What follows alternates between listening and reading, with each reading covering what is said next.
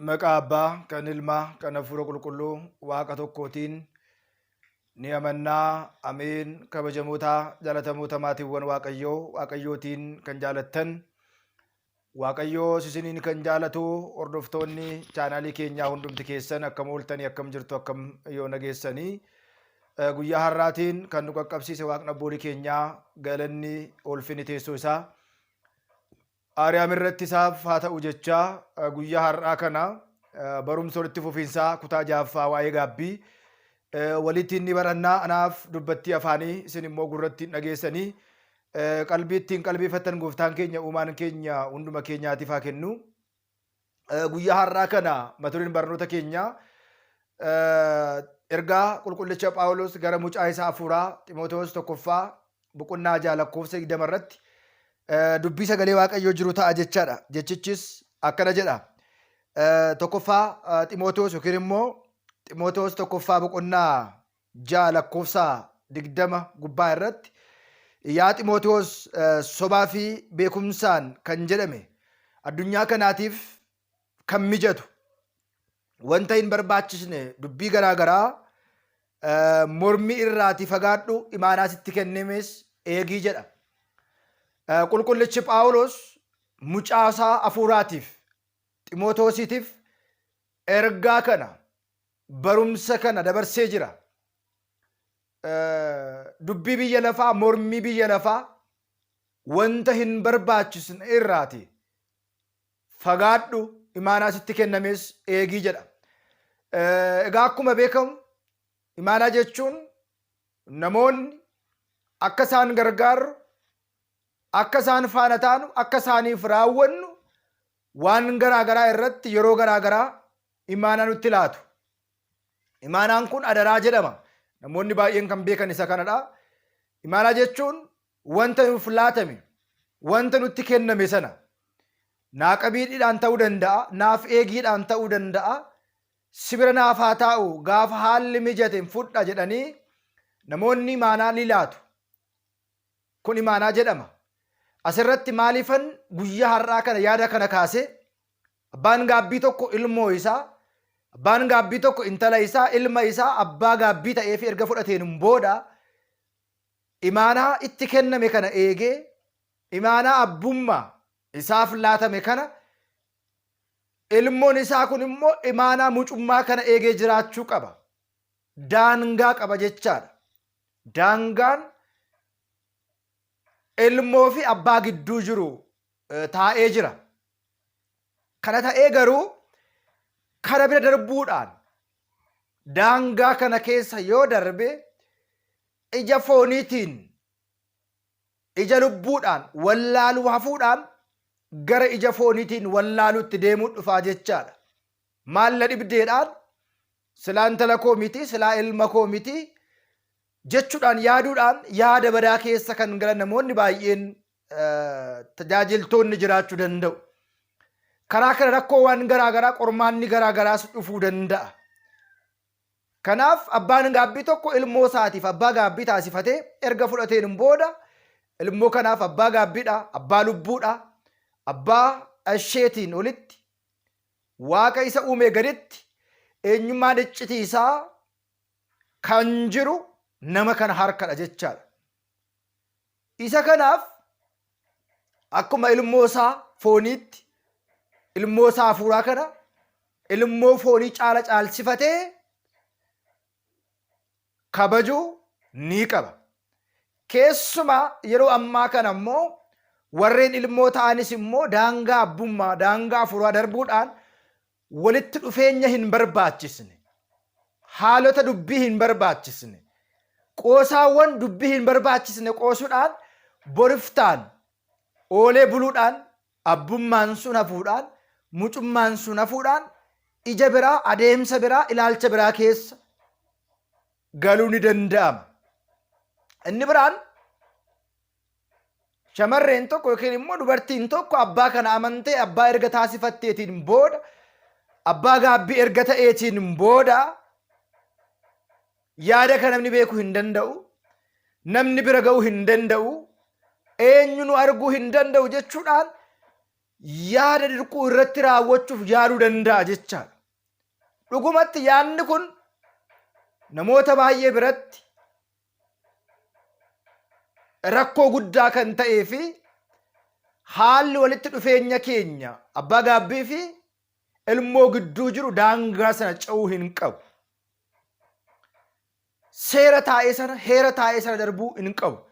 Egaa akkuma beekamu bara nuti keessa jirru biyyi nuti keessa jirru kun keessumaa yeroon ammaa kana namoonni baay'een saayinsii fi teekinooloojiidhaan guddanne beekne baranne jedhanii addunyaa kana keessa jiraatan karaa adeemsa waaqayyoo karaa seera waaqayyoo darbee seera namarraati yookiin immoo seera namarraa hin eegamne tokko seera waaqayyoo cabsuudhaan karaa itti deemamudha.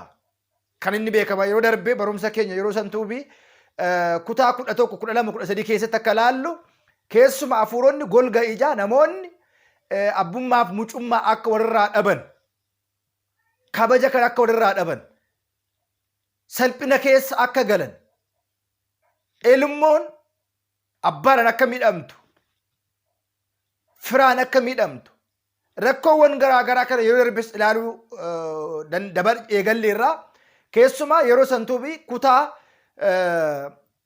9 kaastanii dhimma barnoota kanaa ilaaluu dandeessu karaa yuutuubii biraa jechaadha. Amma waa'ee gaabbii, waa'ee mucummaa fi abbummaati. Hunduma dursaa isaan gidduutti inni abbaa lubicha akka ta'u, mucaan immoo mucaa akka taatuuf imaanaan kun imaanaa eegamuu qabudha. Rakkoo mucaa kanarra ga'uudhaaf, rakkoo ijoollee isaarra ga'uudhaaf abbaan gaabbii tokko abbummaa fudhatee itti gaafatamummaa fudhatee hanga dhumaatti eegee barsiisee gorsee daa'ima isaa kana waan hamaarraa deebisuu qaba malee ofii waan hamaa irratti yaaduudhaan waan hamaa irratti raawwachuudhaan abbummaa hin kanaayi abbaan gaabbummaa abbaan mucummaa kanaayi jedhanii namoonni abdii kutanii amantaadhaan yaada biraa keessa adeemsa biraa keessa ilaalcha biraa keessa ilaalcha jibbiinsa amantichaaf qaban boriftaan akka isaan calaqqisiisan ta'uu kan hin malledha.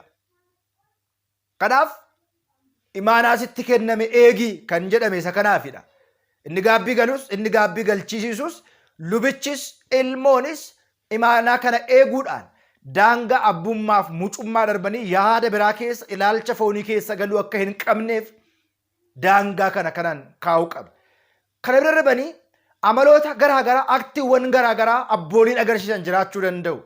Ilmoo isaa irratti miidhaa gudeeduu yaada garaagaraa yaaduu fi qaqqabsiisuu danda'u.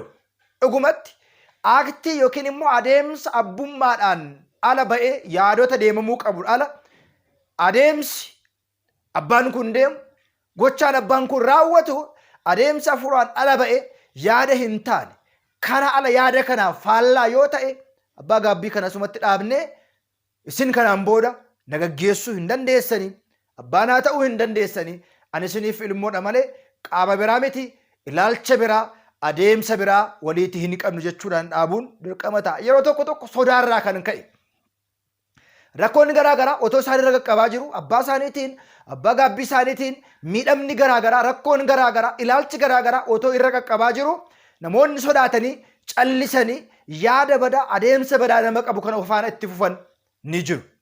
Kun dhugumatti itti fufamuu hin qabu deemamuu hin qabu abbaan gaabbii keenya gaafa dhibamne nu kadhachuudha gaabbii nu galchuudha gaabbii keenya nurraa fudhachuudha gaafa rakkina keenyaa nu mariisisuudha nutis ilmoo taane isaan abbaa ta'anii nu gargaaruudha. Kana bira darbee garuu yaada kanarraa faallaa hojiiwwan hafuuraarraa faallaa wantoota ta'e kana dhiisnee dhaabnee bira darbuun barbaachisaa ni ta'a jechaadha. Kana hin beeknu taanaan yeroo tokko tokko immoo adeemsa abbummaa fi mucummaa otoo hin beekiin abbaa gaabbii ta'uunis rakkoo guddaa ta'e ni qaba. Inni biraan immoo adeemsaaf waadaa mucummaa otoo hin bariin warreen abbaa gaabbii taasifatan immoo akkamitti deemuu akka qaban warreen hin beekne namoonni baay'een jiraachuu danda'u. Egaa akkuma beekamu yeroo cubbuu himannu gara abbaa gaabbii keenyaa dhufne maal himannaa kan jedhu yeroo darbees laalleerra irra hin deebi'a. Namni tokko dursa yaadee ani yakkamaadha, ani cubbamaadha, waaqayyootiin gaddisiiseera, waaqayyoos natti gaddee jira, waaqayyoorraa dhiifama argachuun qaba jedhanii amantoodhaan erga dhiyaataniin booda wanti raawwatamu hundu amantaadhaan raawwata. Abbaa gaabbii qabachuun amantaadhaan kan ta'udha. Yeroo tokko kana biratti maaltu ta'a? Namoonni baay'een isaanii wanti agarru tokko ni jira. Abaluus bar akkuma koo cubbamaadha, luba soo ta'e namadha waan ta'eedhaaf cubbuu raawwachuu danda'a, waaqayyoon gaddisiisuu danda'a, abboommii waaqayyoo cabsuu danda'a. Nuti amma luba kana bakka buune eenyummaa isaatiif gochaa inni raawwateedhaaf cubbuu isaatiif hammeenyummaa isaatiif abboommii waaqayyoo cabsuu isaatiif itti gaafatamummaa hin qabnu jechaadha. Nutis waa'ee badii keenyaa akka nurraa qulqulleessu waaqayyootti nu dhiyeesse akka waaqayyo waliin walitti nu araarsu malee waa'ee nama kanaa waa'ee yakka nama kanaa haasa'uudhaaf miti. Namni kun akkuma nama kamii cubbamaa ta'uu danda'a. Aangoo inni qabate garuu aangoo Phexrosii fi Phaawulos aangoo hidhuu hiikuu waan ta'eedhaaf kana beekuun barbaachisaadha. Hunduma dursa gaabbii galuudhaan dura galchiisuudhaan dura qaamota lamman gubbaatti gidduutti abbaa fi ilmoo gidduutti waadaan galamu sun ni jira. Waadaa mucummaa fi waadaa abbummaati. Abbaan waadaa abbummaa kana eege hanga dhumaatti cimee jiraachuudha. Ilmoonis immoo waadaa mucummaa ishii kana eegdee hanga dhumaatti cimtee deddeebi'uun barbaachisaadha. Kana irrattidha. Daangaa kana darbuudhaan ilmoo irratti yaada badaa yaaduu, gochaa hin taane yaaduu, gochaa hin taane raawwachuu wantoonni namoonni yaadan yoo jiraatan kun seera waaqayyooti alatti seera adeemsa daabiloosii gochaa daabiloos ta'uusaa beekuun hubachuun barbaachisaadha. Abbaarraa maaltu eegama? Barsiisuudha, ilmoo isaa to'achuudha, kadhannaa gochuufidha.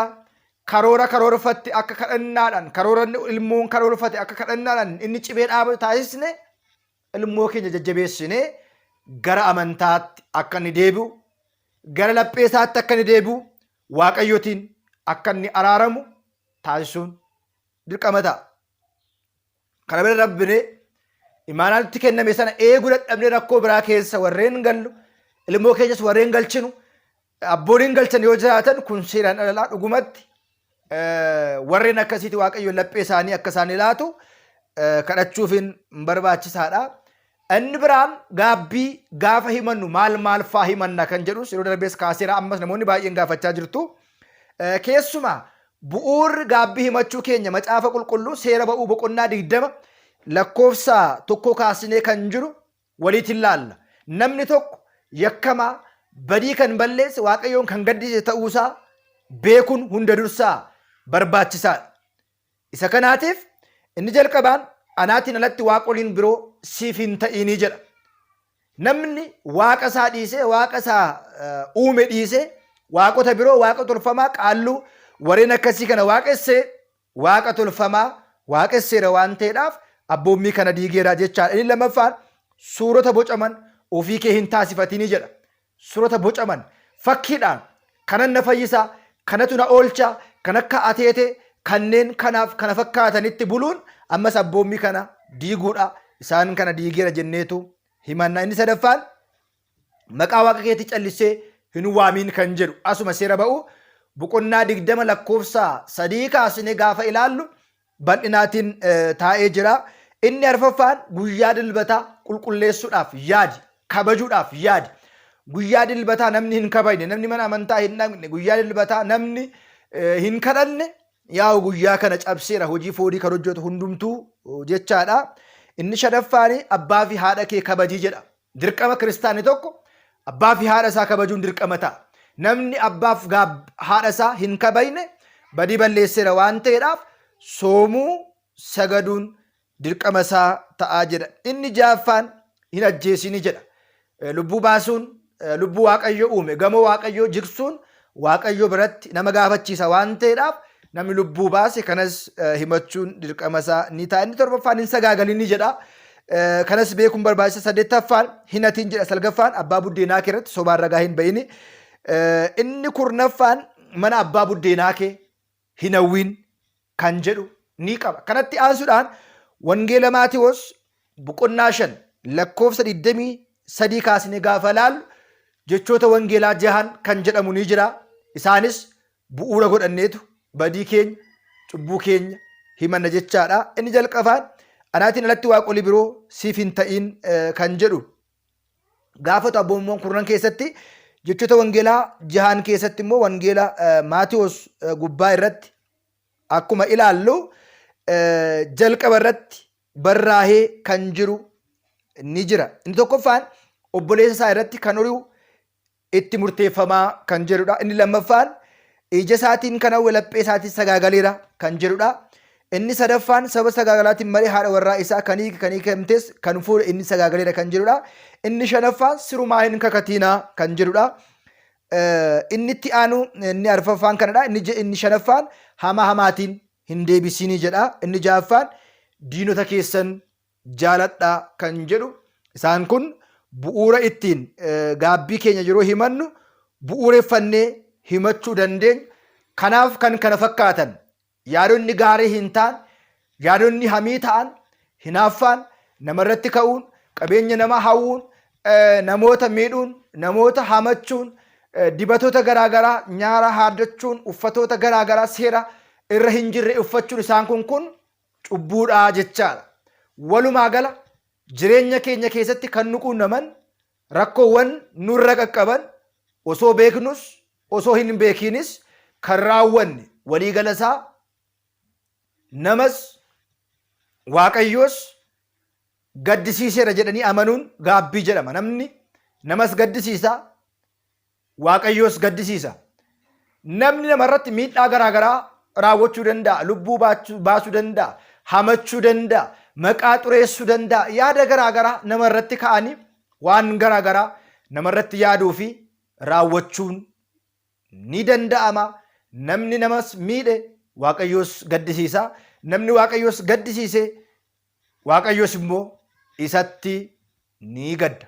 Guyyaa har'aa kana daangaa abbaa gaabbii fi ilmoo gidduu jiru kan jedhu walitiin kan ilaalaa jirru kutaa 6ffaadha. Kana irratti bal'inaatiin ilaaluu dandeenya. Keessumaa rakkoon cimaan mana amantaa keenyaa ta'e yeroo ammaa kana mul'achaa jiru gaabbii galuudhaaf tokko qooqa wallaaluu, gaabbii galuudhaaf lama haala ittiin badii ofii himatan wallaaluudha. Gaabbii galuudhaaf inni sadaffaan barumsa yookiin immoo beekumsa gahaa dhabuudha. Inni arfaffaan akkaataa himannaa, adeemsa himannaa fi waqtii himannaa beekuun barbaachisaadha. Inni biraan ergaan guddaan manni amantaa keenya yeroo hundumaa nuuf dabarsitu gaabbiin bakka gurguddaa lamatti qoodameetu manni amantaa nu barsiisti. Gaabbii dhuunfaa fi gaabbii waloo kan jedhamu keessumaa gaabbiidhaan kan wal qabatu wanti yaadnu tokko ni jira. Inni soomaaf sagada yaadna. Namni gaabbii gale tokko wantoota gurguddaa 3 raawwata. Tokko ni kadhata, ni sagada, ni sooma. Irran deebi'aa namni tokko yeroo gaabbii galu ni kadhata, ni sagada, ni sooma. Kana jechuun namni gaabbii galu kadhachuu qaba, sagaduu qaba, soomuu qaba jechaadha. Isaan kun sadan walirraati gargar bahanii kan hin gaggeeffamnedha. Inni biraan soomiin bakka gurguddaa lamatti qooddeetu manni amantaa keenya nu barsiiste. Innis maalidha? Sooma dhuunfaa fi sooma waloo. Yeroo sooma waloo sooma dhuunfaa hin soomnu. Yeroo sooma waloo sooma dhuunfaa soomuu hin dandeenyu. Kana beekuun barbaachisaadha. Namni tokko gaabbii dhuunfaa isaa yeroo kam fudhachuu qabaa kan jedhuudhaaf yeroo namni nyaatu inni soomuu qaba. Yeroo namni sagadu yeroo namni hin sagadne inni sagaduu qaba. Yeroo namni hin kadhanne inni kadhachuu qaba. Walumaa gala yeroo gaabbiiwwan yookiin immoo soomiiwwan labsii torban mana amantaa sooma dhuunfaa keenyaa soomuun sagada dhuunfaa keenyaa sagaduun akka seera mana amantaatti eeyyamamaa miti. Namoonni baay'een garuu yeroo kana soomin yoo isaanii kenname malee waan sooman waan sagadan kan ittiin fakkaanne ni jiru. Inni biraan immoo dhuunfaadhaan gaafa soomu namoonni yaada dhiyeessan baay'ee jiraachuu danda'a. Sooma maaliif jira? Amma maaliif soomta? Maaliif hin nyaattu gaaffiin jedhu dhiyaachuu waan danda'uudhaaf namoonni kana godhu. Garuu beekamuu kan qabu yeroo sooma labsii mana amantaa soomiiwwan torban, sooma guddaa, sooma filsataa, sooma nanawwee, sooma roobii fi jimaataa, sooma gaadii, sooma gannaa, soomiiwwan torban kana dhuunfaa keenyaan subaa'ee gallee soomuu hin dandeenyu. Waliin garuu sooma sanarraa eebbaaf suga argachuudhaan akkuma abboolii keenyaa barakata sooma sanarraa fudhachuudhaan waloodhaan tokkummaadhaan abboolii keenya waliitiin soomna jechaadha. Egaa akka seera mana amantaatti waqtiiwwan sooma dhuunfaaf kaa'aman ni jiru. Fakkeenyaatiif naasee yookiin immoo adoolessaa guyyaa 17 kaasnee hanga sadaasa guyyaa 14tti hidaarii 14tti yookiin immoo naasee guyyaa 17 hanga sadaasa yookiin immoo hidaarii guyyaa 14tti sooma dhuunfaa keenyaa soomnaa jechaadha. Sadaasa guyyaa 15 hanga mudde yookiin immoo taasaasii 29tti sooma waloonii soomnaa jechaadha. Hanga taasaasii guyyaa 29tti hidaarii guyyaa 14 kaasee hanga 29tti amma taasaasii guyyaa 29tti sooma walootu soomamaa jechaadha. Itti aanee soomni kun erga hiikame eegalee immoo taasaasii guyyaa 30 kaasnee hanga sooma nanawweetti sooma dhuunfaa keenyaa soomuu dandeenya. Kana maaliif hin keenye? Soomni guddaa soomni nanawwee yoomirra akka oolu wanta hin beekamneef bara baraan kan jijjiiramu ta'uusaa isinitti himna. Soomni guddaan hiikamee soomni nanawwee hiikamte soomni guddaan qabamee hanga soomni guddaa hiikamuutti soomii waliinii soomnaa jechaadha. Soomni guddaa kun qabamee hanga erga hiikameen booda immoo guyyaa 55 qabee hanga sanee haamlee guyyaa 5tti immoo amma sooma duukaa bu'ootaa soomna. Bifa kanaatiin kana haala mijeessine abboolii keenya waliitiin wal dubbanne karaa isaan nutti agarsiisaniin bifa kanaatiin soomna jechaadha. Walii gara badii keenyaaf soomuun cubbuu keenyaaf subaa'ee sagada galuun dirqama kiristaanummaati jechaadha. Abbaan gaabbiis immoo imaanaa fudhate kana ilmoo isaa kana barsiisu, ilmoo isaa kana gorsu, ilmoo isaa kana eegu dirqama waan qabuudhaaf kana bira darbee ilmoo isaatiif ilaalcha fooniin yoo laale yaada biraa irratti yoo raawwate ilaalcha biraatiin laalee ilmoo isaa kana yoo miidhe Waaqayyoos isatti ni gadda, innis Waaqayyootiin gaddisiisaa yaada hin taane keessa galaa jechaadha. Kanaaf adeemsa abbummaaf mucummaa beeknee deemuun barbaachisaadha. Abbooliin keenya kabajamuu qabu. Abboolii keenya kabajuu qabna. Abbooliin keenya gaafa nu ajajan ajajamuufii qabna. Wanta isaan nu gorsan hojiiwwan hafuuraa hundumaa hojjechuu qabna. Soomi gaafa jedhamnu soomuu qabna. Sagadi gaafa jennu sagaduu qabna.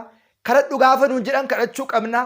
Mana amantaa deemi gaafa jedhan asiraatii, bakuraatii, mana waaqayyootiif kennaa kenni gaafa isaan jedhan kana hundumaa tole jennee ajajamuun sagalee isaa dhaga'uun dirqama kiristaanummaati jechaadha.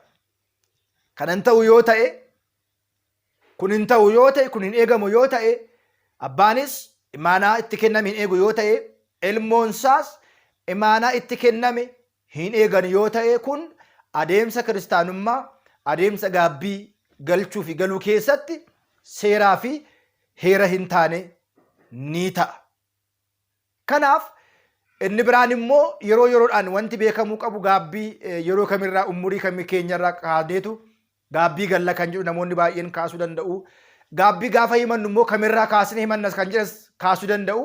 yeroo darbees dubbadheera nam tokko gaabbii galuu kan qabu umurii isaa waggaa 7 irraa kaasee waaqayyoon gaddisiisu yakka raawwachuu cubbuu raawwachuu yeroo eegalu irraa kaaseetu gaabbii galuu kan qabu. Inni biraan immoo irra deddeebinee kallattii garaagaraatiin yeroo garaagaraa gaabbii galuu dandeenya. Gaabbii gaafa gallu kaleessa gaabbii kan galletti har'a gaabbii hin gallu. Cubbuu keenya kaleessa himannetti har'a himachuu hin dandeenyu. Kaleessa kan soomne kaleessa kan sagannetti har'a sagaduu hin dandeenyu. Yeroo tokko tokko immoo saalfiidhaaf sodaadhaaf namoonni cubbuu isaanii otoo hin himatiin kan hambisan jiraachuu qabu. Yookiin immoo sodaarraa kan ka'e qaanii fi saalfiirraa kan ka'e isa gaarummaa ishee xixiqqoo himatanii gurguddaa isaa immoo hambisuu danda'u. Dhoksuu danda'u. Kanaaf kanas beeknee itti deemuun dirqama keenya ni ta'a jechaadha. Kun dirqama keenya jechaadha. Kana beeknee itti deemuun barbaachisaadha. Inni biraan dirqama ba'uu qabnu manni kiristaanaa nurraa eegdu beekuun barbaachisaadha. Kanan ta'u taanaan namoonni waan raawwataniif waan gaabbii galaniidhaaf waan dubbataniidhaaf waan barsiisaniidhaaf gaabbiin galama yoo ta'e namoota laallee gaabbii galla yoo ta'e kun sirrii nuuf ta'uu hin danda'u jechaadha. Keessumaa gaafa gaabbii gallus inni galchiisus inni galus imaanaa guddaatu jira. Imaanaa nutti kenname luboonni imaanaa eeguu qabu. Kiristaanonni immoo imaanaa eegamuu imaanaa sana eeganii imaanaa sanaatiin cimanii dhaabachuun dirqama isaanii ni ta'a jechaadha. Keessumaa yeroo baay'ee rakkoon namoota baay'ee wanta raawwadhaa jedhamne sana raawwachuu irratti dadhabbina cimaa qabna. Eeguu irratti dadhabbina cimaa qabna jechaadha. Ittiin jiraachuu irratti dadhabbina cimaa qabna jechaadha. Yeroo baay'ee egaa dhugumatti yeroo ammaa kana haalli jiru baay'ee mijataadha. Barumsa barachuu irratti, sagalee isa dhaga'uu irratti, sagalee isa qalbeeffachuu irratti, jecha sagalee waaqayyoo barannee firii buufachuu irratti dadhabbina guddaa qabna. Bara abboolii keenyaa onlaayiniidhaan barachuun, onlaayiniidhaan barsiifamuun, gorfamuun, waa'ee gaabbii barachuun hin jiru. Ammallee biyya keenya keessatti carraa kana qooqa isaaniitiin, qooqa isaan dhaga'aniitiin nama isaan barsiisu, nama isaan gorsu, nama abbaa isaaniif ta'u, nama isaan jajjabeessu namoonni hin qabne baay'oolii isaanii jiru. Gaabbii galuudhaaf fedha qabu, yaada qabu, karoora qabu. Haa ta'u malee garuu adeemsa isaa waan hin beekneedhaaf, kallattii isaa waan hin beekneedhaaf namoonni baay'een kana raawwachuu kan hin dandeenye baay'oolii isaaniitu jiru. Nuti carraa guddaa qabna. Bifa tokkoon hojii dhuunfaa keenya hojjechaa, bifa tokkoon amantaa keenyaan cimaa, bifa tokkoon foon keenyaaf kan ta'u haala mijeeffachaa, lubbuu keenyaafis haala mijeeffachaa deemuun ni danda'ama jechaadha. Deemuun ni danda'ama. Fedhaaf jaalala waaqayyoo yoo ta'e torbeetti aanu abbaa gaabbii maaliif jijjiiruu dandeenya kan jedhu mata duree guddaa tokko waliitiin barannaa. Abbaa gaabbii jijjiiruun hin danda'amaayi. Hin jijjiirra yoo ta'e immoo maalirraatii kan ka'e abbaa gaabbii jijjiirra kan jedhu bal'inaatiin yeroo dhufutti waliitiin ni ilaalla.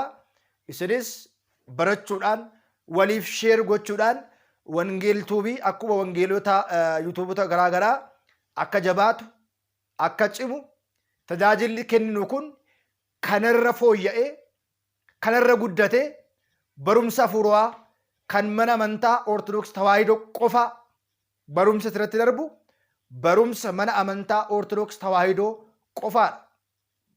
Akka heeraaf seera mana amantaatti kan qophaa'e seera mana amantaatiin barumsa kennamu ta'uu isaa beeknee kan nuuf hin galle gaafanne kan baranne qalbeeffannee firii 30 firii 60 dhibba buufannee amantiin cimnee akka deddeebinuudhaaf hundumti keessan chaanalii kanaaf haara kan taatan sabiskiraayibii gochuudhaan warreen immoo asirratti sabiskiraayibii gootanii jirtan sheerii fi laayikii walii gootanii hiriyoota keessan bira akka qaqqabu gochuu dandeessu. Kan isiniif hin galle description box keessatti yaadaa fi gaaffii nu kaa'uu dandeessu. Kennaan Waaqa Abbaa, arjummaan Hafuura Qulqulluu, araarsummaan keenya qulqulleetti Dubroo Maariyaam hunduma keenya duukaa haa ta'u. Imaanaa nutti kenname eegnee amantaa keenyaan cimnee akka dhaabannu Gooftaan keenya uumaan keenya Sillaaseen nu gargaaru. Yeroo itti aanu barumsa keenya biraatiin hanga wal agarrutti Waaqayyoon isin faanaa ta'u hunduma keessan.